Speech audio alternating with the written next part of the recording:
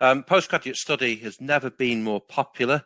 It's still a booming industry, and thousands of students enter postgraduate study every year. The funding question has always been an important one, and there's a lot of ground to cover, which we're going to do over the next 20 minutes or so. If you could pop onto the next slide, please.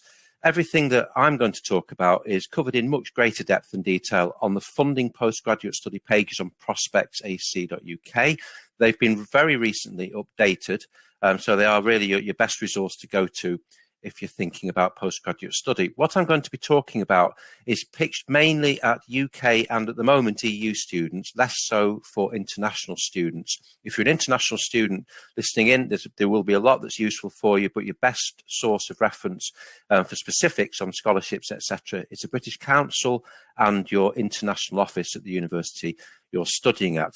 If we could pop onto the next slide, because before we start talking about funding itself, there are some important questions you need to ask, which I'm sure you're doing anyway. Some really good reasons to do postgraduate study. Employability is far and away number one, and that is doing a master's or a PhD or another form of further study to improve your career prospects, your job prospects, get a better job, get a pay rise, improve your personal development and your skills. Tied in with that, fulfillment, which should naturally come from doing a postgraduate course in any case, and personal development, but not necessarily for employment reasons, perhaps just because you love a subject so much and you want to enrich academic work and keep a subject alive. They're really good reasons to do postgraduate study. There are some less great reasons, which we shall look at now, please. And on their own terms, they are not necessarily disadvantages, but they should not be reasons in themselves. Retaining a student lifestyle, well, whatever your lifestyle has been like as an undergraduate, it will be very different at postgraduate level, because postgraduate study is generally much more self-directed and frankly sometimes more of a solitary experience, and it's compressed into a shorter period of time. Staying somewhere because your family, partner, friends are there, again, that might be an incidental benefit, but it's not necessarily the main reason for doing it. And finally, just because you don't know what to do with yourself, don't do an expensive and time-consuming and commitment-heavy course of study. Perhaps get a job instead and think about your options and take more time to make your decision. So that's just to be clear at the outset. It should always be about the course, what's right for you, where it's right for you, and what the right time is. So if we could move to the next slide, please, we'll start looking at the types of postgraduate funding that are available. And for many years, when we used to talk about postgraduate funding, it went pretty much like this.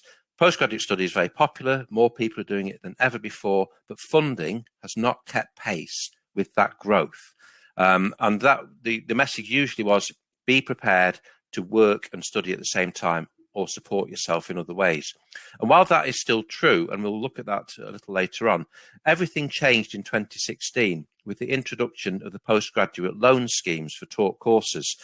So you'll see, whether in England, Wales, Scotland or Northern Ireland, varying amounts provided through those main agencies. That really transformed the landscape, and it contributed to a big increase in postgraduate study from 2016 onwards, because although these are still loans and they get wrapped up very often in the undergraduate loan that you may be taking out of university with you, it still encouraged many more students who perhaps otherwise would not have been able to, or would not have thought about postgraduate study, to actually do a course. It was shortly followed on the next slide, please, by, excuse me, the PhD loan scheme. So a similarly comprehensive system. This is in England and Wales for research students. So in both areas, research and taught courses, a national comprehensive loan scheme provision for the first time ever really did transform the landscape. But they are not the only sources of funding. So we should now look at some of the more significant, what you might call national schemes. On the next slide, please, if you could move over to that. Disabled students allowances, they cut across all sorts of different types of funding, and they are, again, provided through the main funding agencies and statutory agencies. So if that's something that you're eligible for or need to look into, that's where you need to go to look for disabled students allowances. On the next slide, please. Teacher training, Comprehensive funding has always been the case for teacher training. So if you're thinking of doing a PGCE or some other form of teacher training and qualifying course, go to teaching at gov.uk, Student Finance Wales, Student Awards Agency Scotland, or NI Direct, Initial Teacher Training. And there's a lot of scholarships and a lot of awards across all sorts of different subjects if you're thinking of going into teaching. If we could move on to the next slide, if we would. The other major source of funding, and this is in research, are the research councils. And as you see from the screen, there are 7 of them altogether, and they cover pretty much every area of academic work and activity and subject of study that you can imagine. Now, Research Council funding is almost always provided through the university department itself, so you do not apply directly to the Research Council. The funding comes in form of a stipend, and which covers your fees and also for cost of living, etc. And they work out very, very favourably, and they are highly desirable forms of funding. And there are thousands of them made available every year. And as is so often the case at postgraduate level, it's up to you to find out which one of the research councils is relevant to you if you are doing a research programme, and then of course which university departments are offering, and then get as much help as you can with the application and to make sure you make the best possible case. But even if you're not applying for Research Council funding or not even doing a research course, the research councils, as we just have a look on the next slide, do provide an awful lot of fantastic information about the areas that they work in. So we just take the one, for example, the BBSRC. Their websites are a very, very rich repository and resource for the latest research, the latest knowledge, cutting edge insights and intelligence from those areas of study. So as somebody embarking on another level of education, they are incredibly useful places to go to, even if you're not going to them to find out about funding. So do make the research councils part of your overall information and resource package. If we could move to the next slide, please. We now come to an area that's sort of hard to describe because it covers so many different types of organisation, different types of body. It's charities, foundations and trusts. It's a bit of an unwieldy term, but it's the best one we can come up with. It's sometimes referred to as alternative funding. Now, this describes actually hundreds and worldwide thousands of organisations of different size, different scale and scope who have one thing in common, and that is they provide forms of postgraduate funding. Now, those may be ranging from full scholarships and awards right down to small grants or bursaries for travel expenses or research materials or hardship relief, etc. They often are in sector-specific or subject-specific areas. So, for example, every disease, malady, ailment and condition will have a charity or a research foundation attached to it, which is dedicated to doing research and improving knowledge in those areas and support. And they will very often, because they're concerned to keep the subject alive and developing, they will often have funding for postgraduate study and other forms of training. So again, if in your particular area of study, it's important that you get to know which bodies are relevant to you, and then of course find out how the application process works, how the eligibility criteria work as well. And again, there is no standard set of processes or rules or requirements. They often work in very different ways. Sometimes their application process may be every 2 years. They may be for students of a certain type or from a certain region. And it's important that you get to know how all of this works, because often this funding is not always taken up simply because, firstly, students aren't necessarily aware of the opportunities that exist. And secondly, if they are, they may not make the correct application, or they may overlook a certain aspect of the eligibility criteria, which is a pity, because many students that we've talked to over the years have got an important contribution to their overall funding package from a charity, foundation or trust. We'll have a look at a couple of examples out of the thousands that there are worldwide, and certainly in the UK. If we have a look at the next slide, this is one example amongst many. Is the Leverhulme Trust. So there's an example of a great foundation built upon industrial enterprise and activity from the 19th century, which still exists in the form of a trust based upon endowments, investments, which is dedicated in a great part to improving knowledge and providing education opportunities. And that includes postgraduate funding. And the Leverhulme Trust are quite a significant player in the area of charitable funding. And if you go to their website, you'll see the different schemes. They've got 14 at the moment on the website. Follow them on Twitter, you'll get the latest news, etc. So it's up to you to target in your area of study or interest the groups or the individual organisations which are relevant to you, learn about how they work, make contact with them, and you may well find that in there is some funding for you, which you may not have really thought about previously. The next slide is an example that we've been using for years, and there's a good reason for that. It's the Anglo-Danish Society. And having mentioned that institutions in industry or medicine, science, etc., and trade have their own institutions and research foundations, so do study abroad or sort of, partnerships between countries. So the Anglo-Danish Society is one example amongst many international partnership and collaboration societies. And they provide funding for students from the UK who want to study at postgraduate level at a certain number of universities in Denmark, and they provide the same opportunity coming in the other direction. And in all the years that we've been talking about postgraduate funding, we've never come across anybody who's taken up one of these scholarships. And that's because it is very, very specific. Of course, it's really only relevant to people who are thinking of going to study at certain universities in Denmark and coming the other way. But that actually points to just how much opportunity is there. If you're part of that small group of students for whom that's relevant, you actually stand quite a decent chance of getting an Anglo-Danish Society scholarship, and they are quite substantial and can make the difference between studying or not. And the point there is that, of course, this model is replicated across so many other areas. And if you are relevant and eligible, then you should always make the application to this sort of organisation, because there is a lot of funding resource tucked away. How do you find that out? Well, if we have a look at the next slide, please. There's an incredibly useful resource called the Grants Register. It's an absolute goldmine of information. It's published by Palgrave Macmillan, and it's accessible through libraries and university careers services, and you can find some of it online. So we would urge you to look into the Grants Register, because it really is the best place to go for global information on postgraduate funding. But also fundsonline.org and charitychoice.co.uk are, in addition, very, very useful reference sources. And of course, on the Prospects website, if you look under the scholarships and bursaries area, which is one of the most popular parts of our postgraduate funding information, we list a lot of these schemes and opportunities as well. So we're always very keen to emphasise just how important charities, foundations and trusts are, in addition to the other schemes and opportunities that we've looked at so far, because they do tend to get overlooked.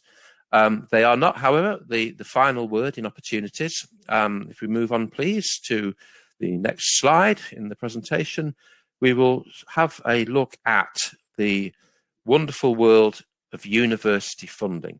And this is, for many of you who are still at university, thinking about postgraduate study, or have been to university and are thinking of going back to it, it's kind of under your nose in many ways. And universities are really, really good sources of funding. It comes in many, many different ways, particularly studentships, awards, scholarships, bursaries, etc. Every university will have some form of funding, like a scholarship or a studentship, available, and it's up to you to look on the fees and funding pages on the website, and ask the question. Always ask the question about funding when you're making your inquiry to the department and the faculty where you're studying. Ask students who are currently or have been postgraduate students, did they take advantage of any university funding? Because it's a really, really lucrative source of funding, and universities, of course, use it in their recruitment very effectively as well. To take one example out of many, University of Brighton offer £3,000 scholarships for undergraduates who are going on to do postgraduate study at that university, and that is a very, very common form of funding. Most universities will offer some sort of incentive for their undergraduates to become postgraduates. They may also offer discounts, maybe 25% discount on postgraduate fees if you have been studying already at that university. Because of course, universities want to keep their students. They want to keep them in the institution, and for the student's point of view, it's already a known quantity, and you're moving fairly seamlessly into the next level of study. So find out as much as you can about studentships. They are increasingly advertised very, very prominently, but sometimes there may be schemes which are very specific and only become available for a short period. And that's where, as with every other aspect of your information journey, you need to really do the research and keep on top of what the latest developments are. But universities, of course, provide funding in other ways too, directly or indirectly. For research students, a graduate teaching or research assistantship is quite a popular and common way of covering fees, for example, or getting a cost of living grant. And they often may be comparable to research council funding. And if you've been an undergraduate, you may well have been taught by a postgraduate student or had your work assessed or contributed to in other ways. So that is a way for research students to both study and work at the same time. Of course, part-time campus work, which at the moment, of course, is generally in abeyance, but will return when things return to normal next year. So universities are huge employers. If you think about where they sit in local economies, they are very, very significant. And as in terms of providing opportunities to students for jobs on campus or around campus, then they are very, very prominent economic players. Hall tutorships are not that common, but we do hear about them from time to time, and that's where you may get your fees covered or a cost of living or wage for taking on duties like being a warden or helping out in a hall of residence or some other student-focused area. We've mentioned alumni discount, but also fee flexibility, the opportunity perhaps to pay your fees in instalments rather than all up front may give you a bit more flexibility and opportunity. And with all of this, it's important, if it's not made prominent, always ask the question about funding. It's as important as any other question that you're going to ask when you approach a university, whether that be at a fair, an online event, or just talking to people over email. So the funding question is number one, and universities are hugely important funding providers. Could we move to the next slide, please? Because we're now sort of stepping away from the where you can get money from, if you like, whether it be a loan or a grant or a scholarship or an award. And returning to the point we began with, which has been the traditional way, the traditional route for postgraduate students.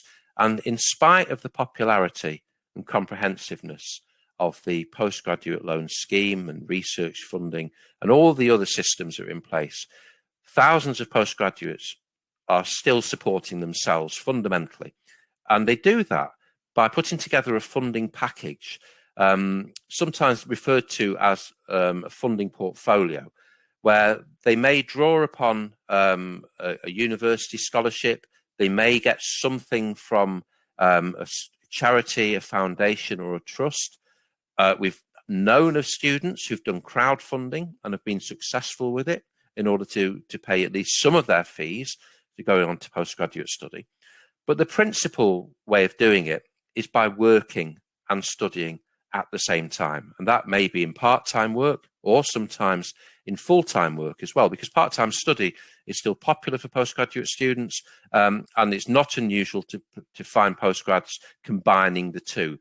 And nobody pretends that is easy or straightforward, but it's certainly doable and achievable, and has been the common experience for decades for hundreds of thousands of postgraduate students. Now, it makes a lot of sense when we think about the importance of employability, which we covered at the beginning, because employability covers many different qualities and virtues. It's about the way you direct yourself in terms of your working life. It's about the skills that you acquire. It's about the balance that you strike between training, study, and practice.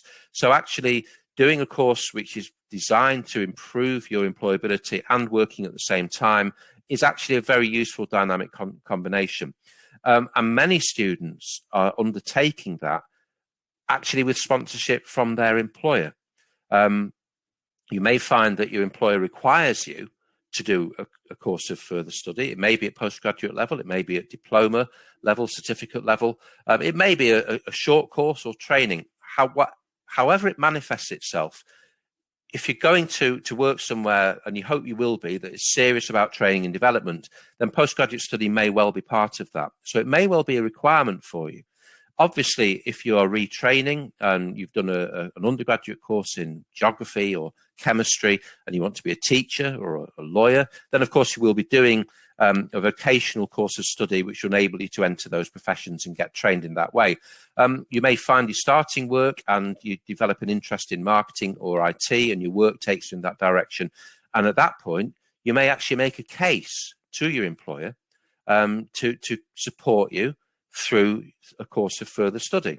You may do a business case, you may be asked, of course, to justify that, but that is not an unusual sort of course of events. Your employer may well require you to sign a commitment to say that if you leave within a certain amount of time after doing that course, having got yourself to a much higher level and become even more employable than you were, then you may have to pay back the fee. So there may be commitments and constraints in that. But it is actually a very sensible way of thinking about postgraduate study.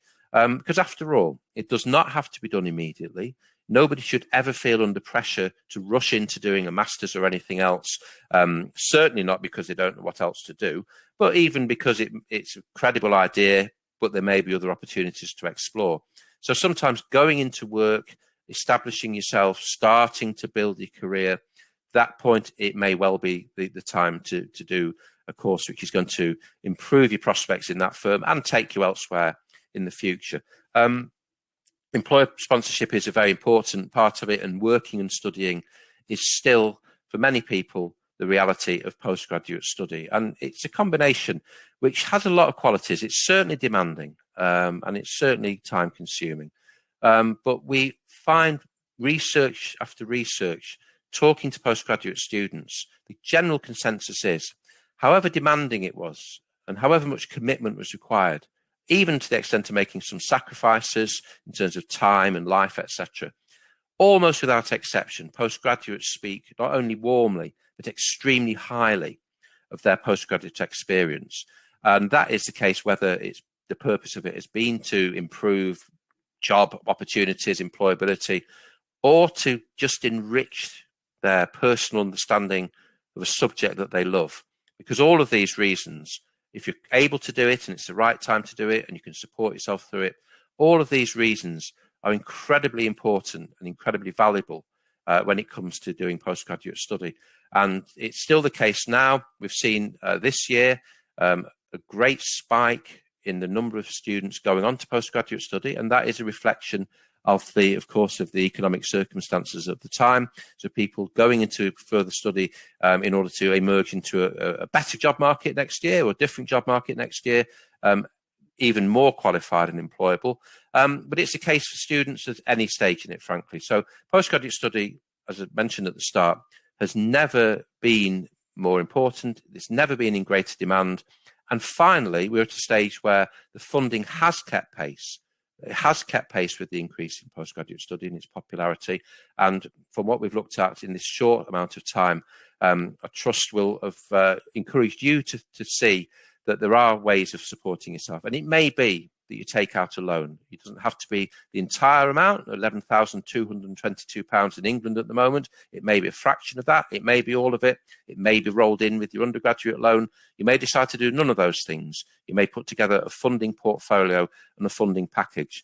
But whichever of those routes that you choose, you need to do as much research as possible. And time is on your side.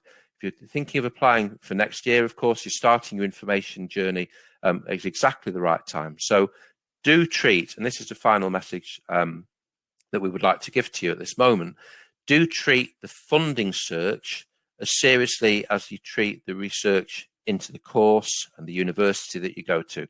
The two are totally interrelated, and you give yourself the best possible opportunity of having the best possible postgraduate experience if you undertake that research now and do it as seriously as you can. So we'll finish the talking part of it in that sense, and we'll go back and have a look at some questions and round things off over the next few minutes. Thank you very much, Chris. Yeah, we've got time for a couple of questions here. There's one from Graham. As a more mature student just completing a master's, are PhD loans available for the over 50s? Yes, they are indeed. And if you go to the page on the Prospects website, we'll provide some clarity on that. But if we can bring that up at the moment.